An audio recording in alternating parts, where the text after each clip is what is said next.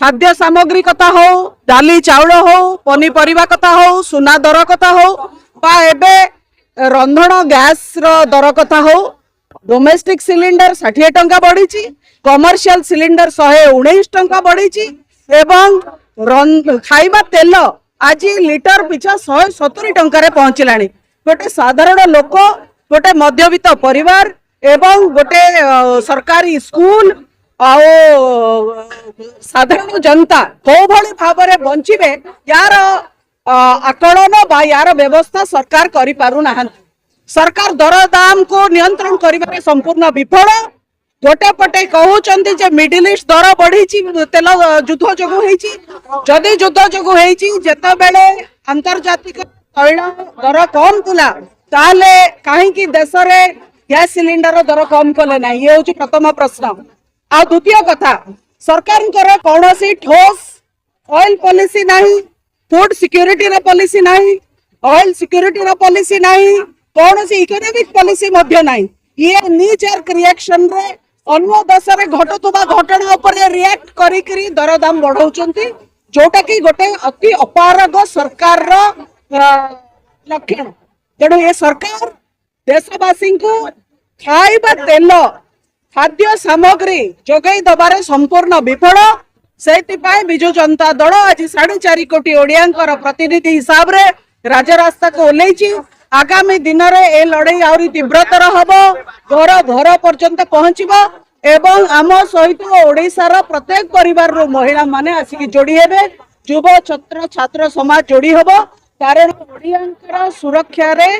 ए सरकार संपूर्ण विफल होइछन। मैडम विधानसभा चली प्रतिवाद आपण करूछन्ते ए मेसेज सिबो कि तांको पाखु जे दरद देखंतो जे लोकंकर आवाज शुणिया पई चाहूची तांको मेसेज जीवो किंतु हम ओडिया रे भी गोटे कथा अछि चेई सोइथिबो जे ताकू उठेइबो किए। ए सरकार सुप्त मुद्रा रे अछंती ए सरकार चिर निद्रा रे अछंती लोकंक संगे तांकर संपर्क नाही एवं ए सरकार बीजेपी सरकार केवल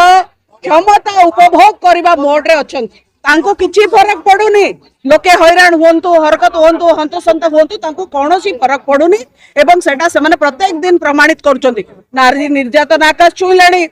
बेरोजगारी आकाश छुईलाणी आ दरदाम वृद्धि आकाश छुईलाणी को तर सरकार प्रतिक्रिया नाही चाषी को हतादार महिला को हतादार समस्त को हतादार। तेणु ये सरकार आयुष आउ कम दिन कारण ये जी ओडिशावासी को हतादार करिवो ताको धर्म भी सहिबनी। देखंतु जो दिन भारतीय जनता पार्टी सरकार बीजेपी सरकार ओडिशा रे शासन रे आसिला एवं बीजेपी सरकार 2014 रु भारत वर्ष रे आसिला सेही दिन क्रमागत भाव में प्रत्येक अत्यावश्यक सामग्री रो दरदाम वृद्धि होईची तेल दर वृद्धि होईची गैस रो दर वृद्धि होउची जहाँकि गोटे ओडिशा भलिया राज्यर महिला मान को निर्यातना दउची हांडी साल रे माड़ होउची एईटा कोन लोकंक सरकार रो काम जोठी प्रत्येक दिन गैस रेट बढ़िबो जोठी प्रत्येक दिन तेल दर बढ़िबो जोठी प्रत्येक दिन अत्यावश्यक सामग्री रो दर बढ़िबो एवं विधानसभा रे मुख्यमंत्री एवं मंत्री माने मिछ कथा कहिबे। तेणु आमे चेतावनी दउछु जे ओडिशा को शोषण करबा बंद कर ओडिशार गरीब लोकन को निर्यातना देवा बंद कर ओडिशार महिला मान को निर्यातना देवा बंद कर। आज खाउटी निर्यातना हैला माने सारा ओडिशा आज कबलित हैला निर्यातना रे। तेणु बीजेपी सरकार को आमे चेतावनी दउछु एटा ट्रेलर देखा होउची राज रास्ता रे महिला माने हजार हजार संख्या रे आसी विधानसभा मुख्यमंत्री को बासभवन को घेराव करी भुवनेश्वर को जाम कर देबे जदि आपण माने दरदाम वृद्धि कम न करिसंती एवं आज